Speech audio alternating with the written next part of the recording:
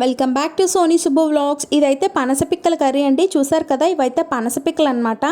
Jack fruit అండి, అంటే పనసపండు. మనం దాన్ని తీసుకొని తొనలు తినేసి పిక్కలు అయితే కర్రీ వండుకోవచ్చు. చాలా టేస్టీగా ఉంటుందండి. ఈ పిక్కల్ని తొక్కలోవడం చాలా కష్టం అండి. ఇది ఉడికించుకొని తింటారు, అలాగని వేపుకొని కూడా తింటారు. ఇలాగ నార్మల్గా పెనంలో వేసి మనం పల్లీలు ఎలాగ ఫ్రై చేసుకుంటామో అలా ఫ్రై చేసుకొని తొక్కలు తీసుకొని తింటారండి. చాలా బాగుంటుంది. ఇప్పుడు మనం కర్రీ ప్రాసెస్లోకి అయితే వెళ్ళిపోదాము. నేనైతే కొంచెం ఫ్రై చేసి తొక్కలు రావట్లేదని ఫ్రై చేసి తొక్కలు తీసుకొని ఉంచుకున్నాను. ఎండబెట్టుకున్నా కూడా తొక్కలు వచ్చేస్తాయి అనమాట. అలాగే ఉడికించుకుంటే ఇంకా మనకి మెత్తగా ఉడికిపోతాయి, తొందరగా ఉడికిపోతాయి విజిల్స్ వేయించేస్తే. నేనైతే విజిల్స్ వేయించలేదు, డైరెక్ట్గా ప్యాన్లోనే వండుకున్నాను. స్టవ్ ఆన్ చేసి ప్యాన్ పెట్టుకుని దాంట్లో కొంచెం ఆయిల్ వేసుకొని దాంట్లో ఒక 2 ఉల్లిపాయలు అయితే చిన్న చిన్న పీసెస్గా కట్ చేసుకొని వేసుకొని కొంచెం పచ్చిమిర్చి కూడా వేసి బాగా ఫ్రై చేయాలండి, గోల్డెన్ బ్రౌన్ వచ్చేంత వరకు. ఉల్లిపాయలు సాఫ్ట్ అవ్వడానికి కొంచెం సాల్ట్ అయితే వేసుకుంటాము. ఈ లోపు వీడియోని చూస్తున్న ప్రతి ఒక్కరూ లైక్ చేయండి, సబ్స్క్రైబ్ చేయండి, కామెంట్ చేయండి. ఈ వీడియోని మీ ఫ్రెండ్స్ అండ్ ఫ్యామిలీ మెంబర్స్కి అయితే షేర్ చేయండి. మీరు షేర్ చేయడం వల్ల, లైక్ చేయడం వల్ల కొంచెం వీడియో అయితే రికమెండేషన్లోకి వెళ్తుందండి యూట్యూబ్లో.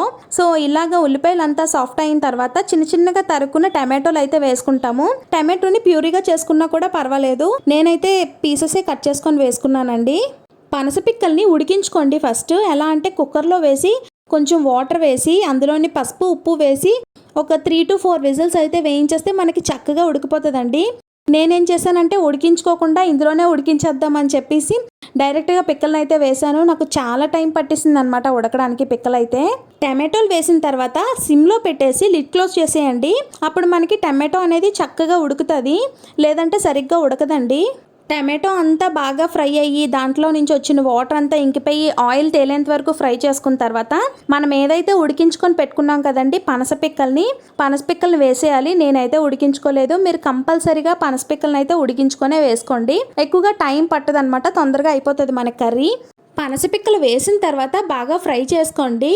మీకు పనసపండు అంటే ఇష్టమో లేదో కమెంట్ బాక్స్లో కమెంట్ చేయండి. నాకైతే భలే ఇష్టము, బట్ ఎక్కువ తినేస్తే కాళ్ళు నొప్పులు వచ్చేస్తాయి అని అంటారు. పనస పండు తిన్నా, పనస పిక్కలు తిన్నా కూడా నొప్పి వచ్చేస్తాయి. ఈ పనస పిక్కల్ని అయితే ఫ్రై చేసుకొని తింటారండి ఎక్కువగా. అంటే నార్మల్గా ప్యాన్లో వేసి డైరెక్ట్గా వేసుకొని ఫ్రై చేస్తే భలే ఉంటాయి అనమాట. నాకు భలే నచ్చుతాయి. అవి ఉడికించుకొని కూడా తింటారు, బట్ నేను ఎక్కువగా ఉడికించుకొని తిన్ను. ఇలా పనస పిక్కలన్నీ బాగా ఫ్రై అయిపోయిన తర్వాత కారం, రుచికి సరిపడినంత కారం ఫస్ట్ మనం స్టార్టింగ్లోనే వేసుకున్నాం కదా సాల్ట్. సో చూసుకొని మీకు రుచికి ఎంత సరిపడుతుందో అంత సాల్ట్ అయితే వేసుకొని దాంట్లో కొంచెం జీరా ధనియా పౌడర్, గరం మసాలా పౌడర్ అయితే వేసి బాగా ఫ్రై చేసుకోవాలి. పచ్చి స్మెల్ పోయేంత వరకు ఫ్రై చేసుకోవాలండి. నేను ఇందులో పసుపు అది ఏం వాడట్లేదు. మా కారంలో పసుపు, మసాలాలు అన్నీ ఉంటాయి. సో లైట్గా మసాలా పౌడర్ వేసుకున్నాను, పసుపు అయితే వేయలేదు నేను కంప్లీట్గా.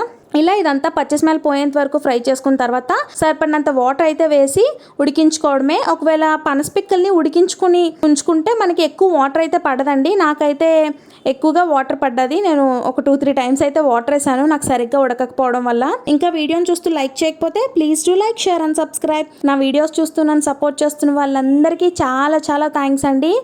ఈ పనస పిక్కల్ని అయితే ప్రెగ్నెంట్తో ఉన్న వాళ్ళు తినకూడదు అంటారండి, ఎందుకంటే పుట్టిన బేబీకి అనాసలు వస్తాయి అనేసి అంటారు. మీకు తెలుసుంటే కమెంట్ బాక్స్లో కామెంట్ చేయండి. నేనైతే వద్దు అన్న కూడా తిన్నాను అనమాట. పనసపండు నాకు చాలా ఇష్టం. ప్రెగ్నెంట్తో ఉన్నప్పుడు క్రేవింగ్స్ ఉండిపోతే అది అలా ఉండిపోతుంది అంటారు కదా. సో నాకైతే మా మమ్మీ అనుకుంటాను ఒకటి పెట్టేశారు. పుట్టిన తర్వాత నా కొడుకు కూడా అనాసలు వచ్చేసాయని అన్నారు. వాటికి ఏదో మంత్ ఉంటుంది. అదంతా మీరు నమ్మినట్టయితే కమెంట్ బాక్స్లో కామెంట్ చేయండి, నమ్ముతారా లేదా అనేది. ఫైనల్గా కర్రీ అయితే రెడీ అయిపోయిందండి. కర్రీని ఆయిల్ తేలేంత వరకు ఉడికించుకొని పైన కొత్తిమీర జల్లుకొని దించేసుకోవడమే. Bye bye.